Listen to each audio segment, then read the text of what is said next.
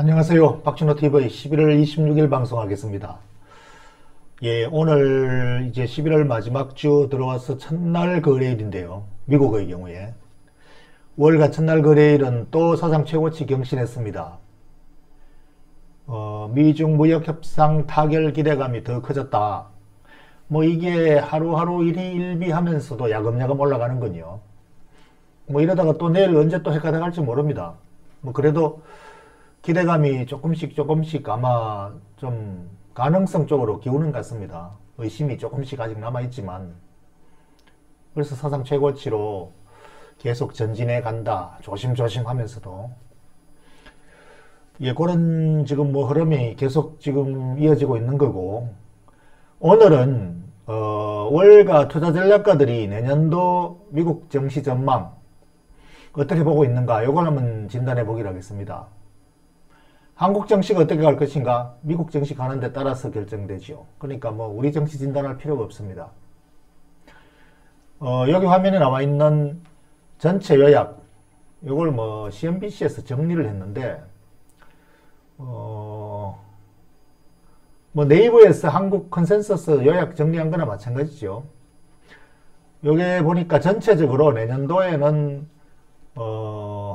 약간 뭐 점잖은 상승 한 5% 정도 추가 상승할 것으로 본다. 이게 전체 평균입니다. 그 이유는 원래 많이 올랐기 때문에 내년도는 좀 적게 오를 것이다.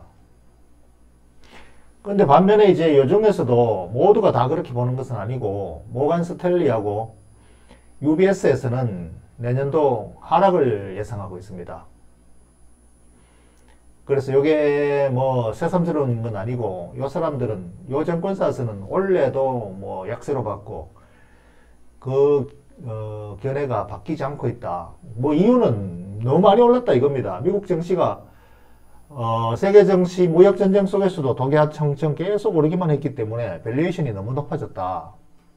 그래서 추가 상승하기가 힘들다. 요게 이제 소수 의견이고 전체 의견은 골드만삭스를 비롯한 전체 의견은 추가 상승 여전히 전진이다. 그래서 요거를 갖다가 이제 좀 세부적으로 들여다보면 전체 그 상승 견해 중에서 그러면 최고의 종목은 무엇이 될 것인가? 이 전략가들이 종합적으로 가장 많이 언급하는 주식이 되겠죠. 그게 이제 섹터로 두 가지 섹터, 핵심 섹터가 어디냐? 기술주, 테크스탁. 그리고 다음이 이제 파이낸셜 금융주입니다. 내년도 최고 유망 종목으로 보는, 유망 섹터로 보는 데가 기술주와 은행주다. 그런데 여기서 이제 기술주는 그동안 항상 뭐 최고의 주식으로 꼽았고 또 여지껏 그래왔고 그런데 이번에는 기술주 중에서 조금 방향이 바뀌었습니다. 그동안 사실 기술주 중에서 반도체주는 조금 약간 기술주 중에서는 소외 주식에 속했거든요. 그런데 이번에는 이게 바뀌어가지고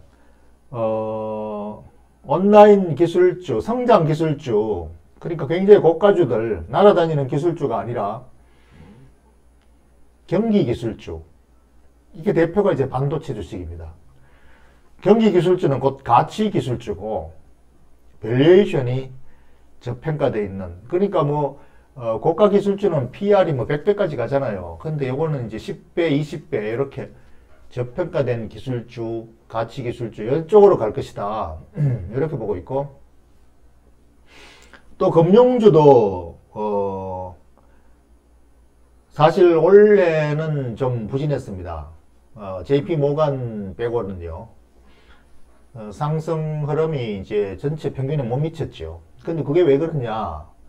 금리 인하를 세 차례 했기 때문에 금리 인하는 금융주의 이제 역풍이죠. 그러니까 그것 때문에 심리적인 요인도 있기 때문에 많이 뒤쳐져 있었는데 내년도에는 이제 금리 인하가 중지됐기 때문에 그렇다고 인상하면은 더 금융주에는 뭐 모멘텀으로 작용하겠지만 동결 자체가 인하의 그 흐름 자체가 끝났다는 것만 해도 금융주의 반등의 동기가 된다. 이렇게 보고 있는 것 같습니다. 그러니까 금리 인하 중단에 의한 금융주의 반등, 이렇게 해서 이제 두 가지 섹터인데, 그러면 그 점에 종목으로는 어떤 것이냐, 더 압축해서 최고의 종목 5개만 뽑아보자 해서 오늘 그 5개 종목을 한번 진단해 보겠습니다. 예, 그러면 이제 종목으로 들어가서 기술주를 보기로 하죠. 반도체 기술주의 대표는 뭐니뭐니 해도 인텔입니다.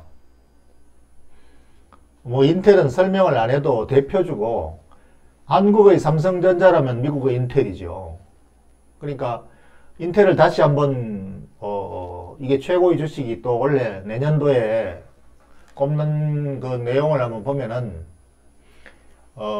이 회사 이익과 주가 이렇게 보면은 요 지금 차트 흐름 모양이 최근 5년간 차트 흐름입니다.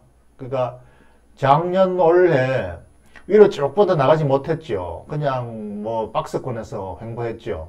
그러니까 반도체 기술주는 작년 올해 크게 재미 못 봤다는 겁니다. 그러다 보니까 이 PER이 EPS가 지금 4.27달러인데 주가가 57달러면 이걸 57을 4.27로 나누면 몇 배 됩니까? PER이 15배 되나요? 12배 되나요? 4일은 4, 4, 3은 12, 한 14, 15배 되네요. 그지요? 그러니까 미국에서 지금 PER 14, 15배는 굉장히 싸죠. 미국 그 나스닥 평균이 PER이 25배 되는데, 그 기술주 평균에 비해서 반도체주 PER은 굉장히 그 저평가되어 있는 뭐 이런 상태에 있기 때문에 내년도에는 그게 지금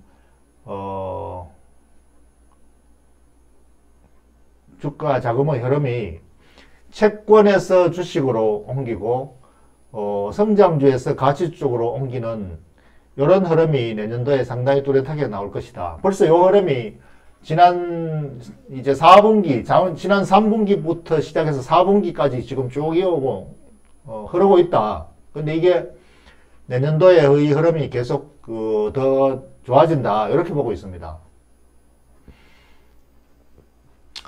이 골드만삭스에서는 내년도 주식 전망을 크게 이제 윤곽은 채권에서 주식으로, 또 주식도 성장주에서 가치주 쪽으로 이런 흐름이 상당히 뚜렷하게 나올 것 같다. 이렇게 보고 있군요. 채권은 왜 약세로 보느냐? 금리 동결 끝났기 때문에, 금리 동결하에서 금리 인하가 끝났기 때문에, 원래 금리 인하 때문에 채권 시장이 강세였죠. 채권 가격이 계속 올라갔죠. 근데 이게 스탑됐기 때문에 더 이상 채권이 기대할 게 없기 때문에 채권 시장에서 자금은 흘러나오는 흐름이다. 그리고 흘러나와서 어디로 가느냐? 주식시장으로 들어가는 흐름이다. 이렇게 해서 주식시장은 비싸져 있지만 그래도 자금 흐름이 채권에서 주식 쪽으로 흐르기 때문에 그래도 좀 더 간다. 이렇게 보는 거죠. 그래서 이런 흐름 속에서 지금 인텔이 밸류에이션으로 지금 저평가되어 있는 기술주 중에서 가장 저평가되어 있는 대표 기업이기 때문에 이러한 흐름의 대표적으로 이제 이 회사, 이 주식에 작용할 것이다. 이렇게 보는 거죠. 그래서 지금 이제 이 회사는 기술주 중에서 배당이 2%가 넘으니까, 기술주로서 배당이 2% 넘는다는 것은 굉장히 좋은 가치주예요. 그래서 밸류에이션 측면에서 저평가의 그 우승 성적표가 가장 우수한 그런 종목이죠. 그 다음에 이제 기술주 중에서 이 세 종목을 꼽았는데, 인텔은 뭐 누구나 알고 있는데 보통 좀 일반인들한테는 조금 익숙하지 않은 종목이 엔비디아입니다. 엔비디아는 그 미국의 신기술주, 신기술주라기보다는 반도체 중에서 새로운 떠오르는 스타, 이 라이징 스타로서 최고로 꼽습니다. 엔비디아. 왜 그러냐니까 인텔이라는 것은 그동안의 시스템 반도체의 대표였고 대표주자지만 인공지능은 뭐 나날이 신기술 새로 개발해야 되는 시스템 반도체 중에서도 최첨단입니다. 그러니까 이 기술 그 역을 가지고 인공지능 반도체를 개발해내는 회사가 엔비디아예요. 그래서 엔비디아가 지금 보시면 PER이 62배죠. EPS가 3.5달러인데 주가가 220달러니까 PER이 220 나누기 3.5 하면은 62배가 나옵니다. 근데 이 62배 굉장한 고성장의 가치를 이 반도체주에 주고 있죠. 이거는 뭐 아마존이나 이런 그 성장 밸류에이션 매기는 회사가 버금가는 그 밸류입니다. 그러니까 엔비디아는 떠오르는 반도체 스타. 배당은 별로 못 주죠. 신기술 개발 계속 해야 되니까 배당 아직까지 배당 못 줘. 그래도 지금 주가는 그 대신에 이제 비싼 주가이기 때문에 변동성은 굉장히 컸죠. 작년에 변동성 굉장히 컸지만 와장창 했다가 또 반드시 또 반등합니다. 이게 반등 힘도 굉장히 강하죠. 그러니까 고가주기 때문에 변동성이 크다라는 것이고 기업의 미래 가치는 굉장히 지금 밝고 비싸게 매기고 있다. 그래서 뭐 미래 기술주 중에 핵심 지금 하나만 산다면은 엔비디아가 많이 들어갑니다. 꼽힙니다. 그 다음에 이 엔비디아와 버금가는 이 떠오르는 스타 반도체 주 중에서 AMD라고 있습니다. AMD. 이 엔비디아가 스타냐, AMD가 스타냐 두 개는 정말 호각지세입니다. 이 AMD도 바로 이 인공지능 반도체 개발하는 회사인데 특히 그 자동차용 자율주행차 인공지능에 강하다고 뭐 이렇게 많이 언급되는데 뭐 그 영역이 구분은 뚜렷하진 않아요. 뭐 AMD나 엔비디아나 서로 간에 비슷한 영역에서 이렇게 하기 때문에 그 뭐 자세한 내용은 그 업계에 있는 사람이 좀 더 잘 알겠지만 그렇다고 해서 뭐 특별하게 정해져 있는 건 아니에요. 그래서 이 엔비디아나 AMD가 인공지능 칩, 자율주행 칩, 그리고 가상화폐, 가상화폐 채굴기라고 하는 게 PC죠. 굉장히 고사양의 반도체가 장착되어 있는 PC로 이 가상화폐를 채굴하는 채굴기가 되어 있는 거죠. 그래서 거기에 칩이 들어가는 게 이 AMD 또는 뭐 엔비디아 칩이다. 이렇게 해서 가상화폐가 뭐 막 모멘텀 작용할 때 이 엔비디아, AMD 주가들이 막 들썩입니다. 모멘텀이 됩니다. 실제로 뭐 거기 들어가는 그 수량은 그렇게 많지 않은데 모멘텀으로 작용하는 거죠. 그리고 이제 게임기에 들어가는 아주 고급 게임기에 들어가는 고사양 게임에 들어가는 GPU라고 하는 게 이제 시스템 반도체.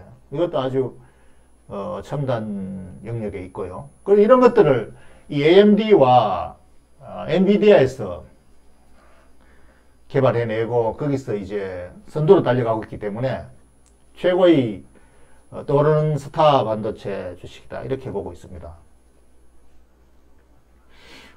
그래서 이것은 또 굉장히 비싸죠. 이건 뭐 198배 PR이. 이거 이익이 이제 0.2밖에 안 나는. 이거는 그 엔비디아보다 더 신성 기업이고 더 비싼 기업입니다. 이 주가가 39.79, 40달러인데 EPS 0.20이니까 나누면은 이게 PR이 198배, 200배나 되는군요.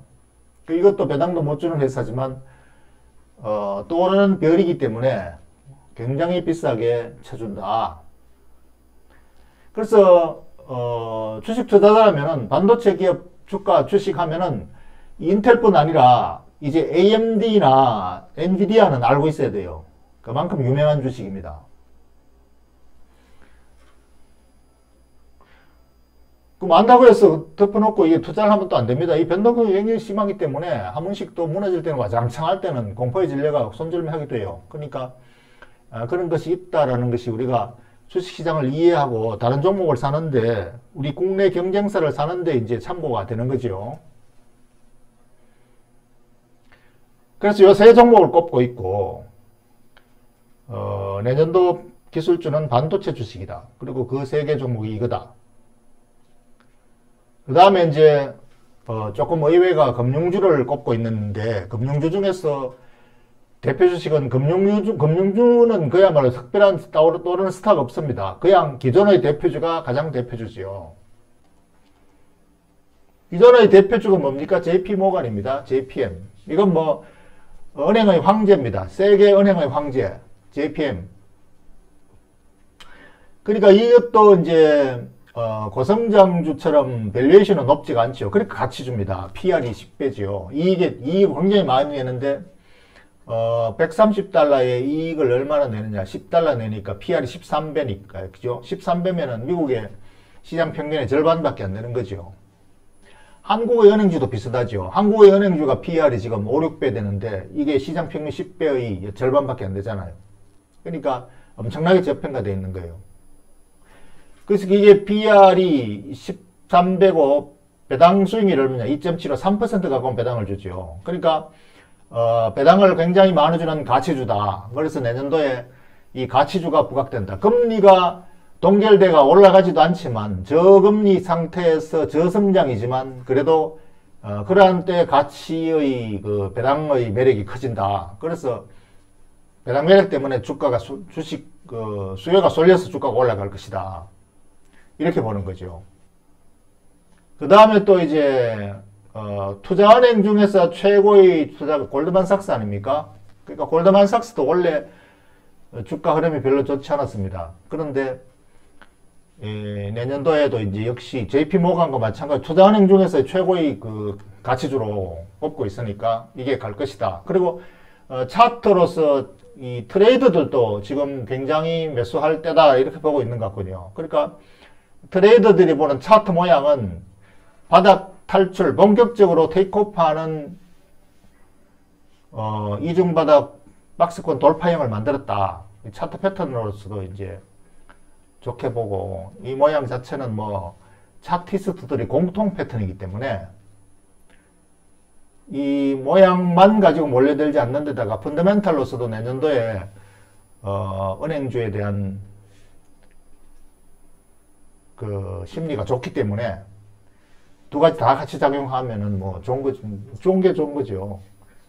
펀더멘털이 나쁜데 차트만 모양이 좋다 그러면 별로 의심이 갈 텐데, 뭐 펀더멘털도 양호하고 차트 모양도 좋다면 뭐 이왕이면은 다 옹심한 거죠. 그래서 이렇게 이제 압축해 볼 수 있다.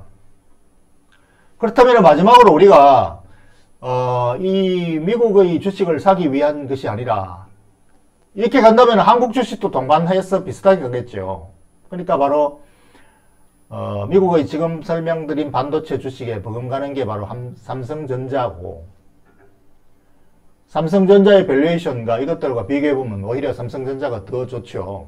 그래서 참고로 삼성전자의 투자에 활용할 수가 있고, 그 다음에 골드만삭스나 JP모간은 우리 국내 금융지주, 4대 금융지주 JP모간하고 비교할 수 있고, 골드만삭스는 투자은행 국내 증권사지만 국내 증권사는 정말로 난립돼 있어가지고 옥석을 잘 구분해야 됩니다.